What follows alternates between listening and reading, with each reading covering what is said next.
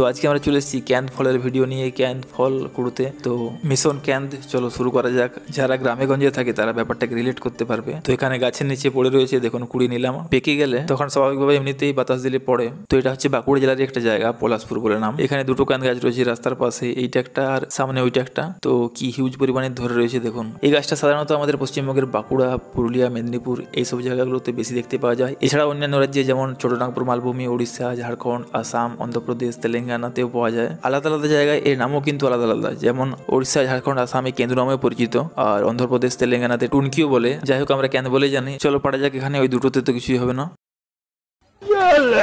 যতক্ষণ পারছি না ততক্ষণ ছাড়ছি না।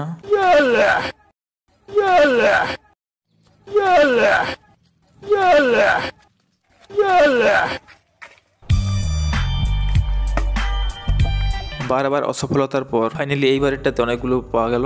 আর এটা পাড়া কিন্তু যথেষ্ট কষ্টসাধ্য কাজ। গাছে উঠে পারতে পারলে তো সব থেকে ভালো হতো, কিন্তু গাছে ওঠার মতো পজিশন ছিল না। যাই হোক, অনেকগুলোই পাওয়া গেছে।